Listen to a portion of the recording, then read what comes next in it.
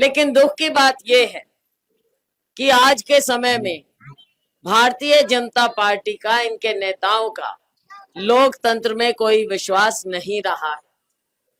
विश्वास इसलिए नहीं रहा क्योंकि आपने उनको इतनी ज्यादा पावर दे दी, इतने ज्यादा एमपी दे दिए कि उनको लगा कि हम कुछ भी कर सकते हैं।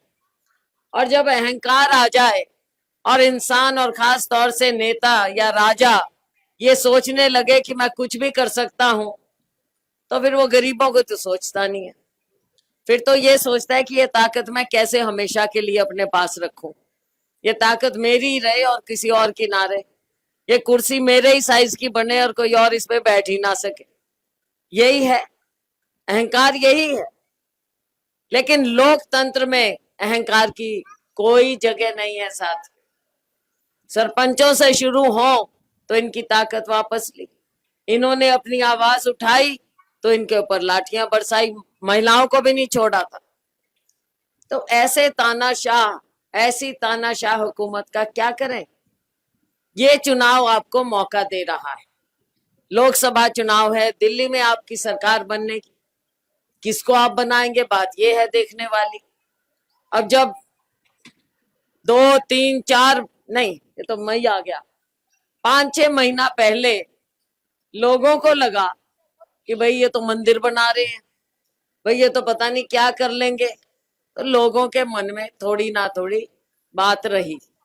लेकिन जैसे जैसे चुनाव नजदीक आने लगे, लोगों का मन तो बदला ही हुआ था, लोगों को मौका मिलने लगा। और अब जो पहले डरते थे या सामने नहीं आते थे, आज मैं देखती हूं, आपको बता दूं, जहां भी मैं जाती हूं, न जाने कितने लोग भाजपा छोड़कर, जजपा छोड़कर, दूसरी पार्टियां छोड़कर कांग्रेस की तरफ आ रहे हैं। रोज ज्वाइनिंग होती है। अब लोगों का विश्वास कांग्रेस की तरफ बढ़ गया है, बढ़ता चला जा रहा है। 3 चरण हो गए हैं चुनाव के, और अब तो सरेआम लोग कहने लगे हैं कि अगली सरकार तो भाजपा की नहीं बनेगी दिल्ली में। कहाँ ये 400 की बात करते थे, ये तो बहुत नीचे आ गए, 100 150 पे आ रहे हैं, सिर्फ 150 175 कोई 3 4 दिन पहले कह रहे थे। तो साथियों, ये ऐसा होना ही था। जिस हुकूमत का आधार जुमलेबाजी पर हो, तो वो हुकूमत कब तक चलेगी।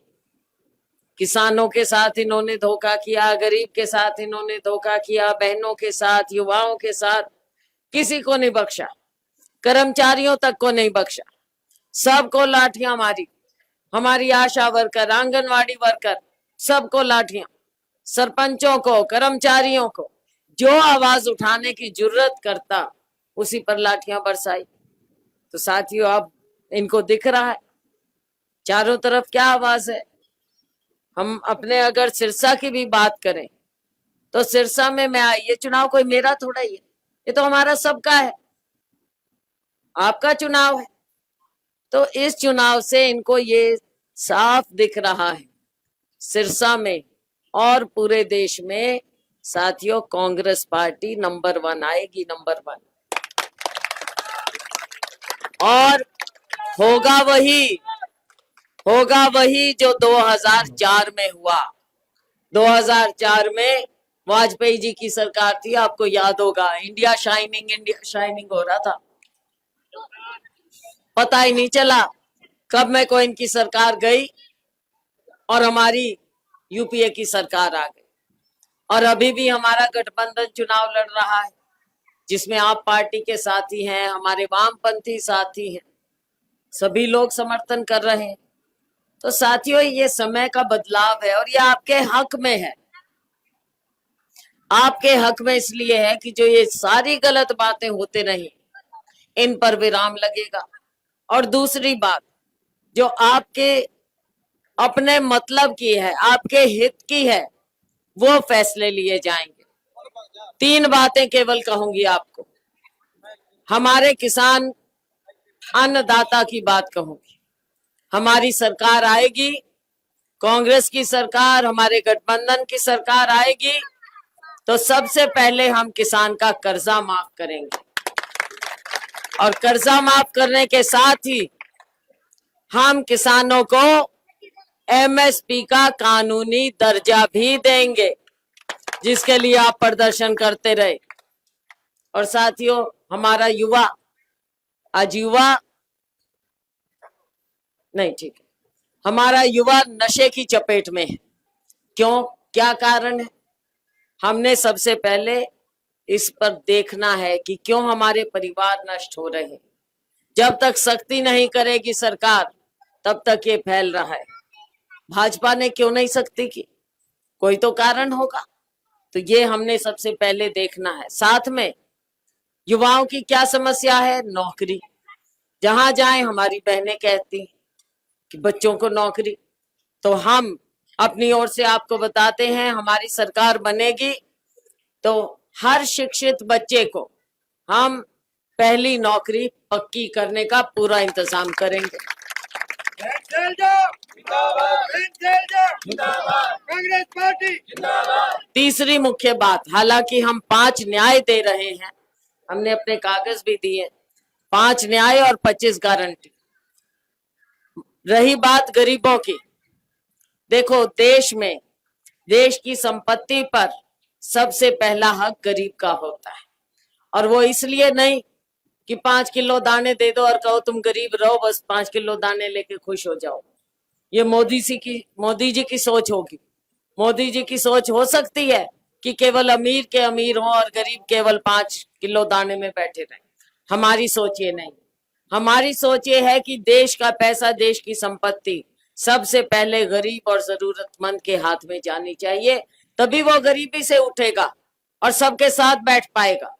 तो हमारी सरकार आएगी तो हम हर गरीब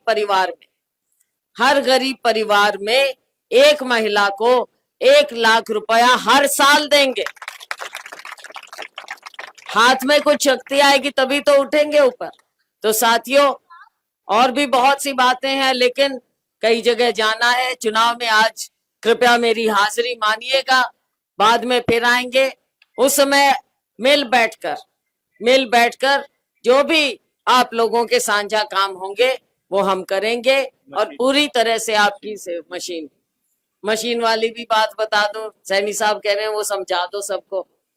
भाई, कईयों के मन में रहता है शक कि मशीन में कुछ ना गड़बड़ कर देंगे, वोट मशीन करेंगे जब। तो भाई सीधी बात है, एक तो उच्चतम न्यायालय सुप्रीम कोर्ट ने हिदायत दी है, बड़ी सख्त हिदायत दी है, गड़बड़ नहीं कर सकेंगे। और दूसरी बात, जैसे सारे दुखी बैठे हो ऐसे कर्मचारी सबसे ज्यादा दुखी हैं। और कोई आपके परिवार में हो तो पूछ लियो, सारे दुखी हैं। उनको भी मैं बता दूं, हमारी सरकार आएगी ओपीएस बहाल करेंगे हम कर्मचारियों के। तो साथियों, कर्मचारी दुखी बैठे हैं, कोई गलत काम वो नहीं होने देंगे। मशीनों से बेधड़क होकर बटन दबाओगे। कौन सा बटन दबाओगे पता है ना बहनों को? हाथ के निशान वाला बटन दबाएंगे।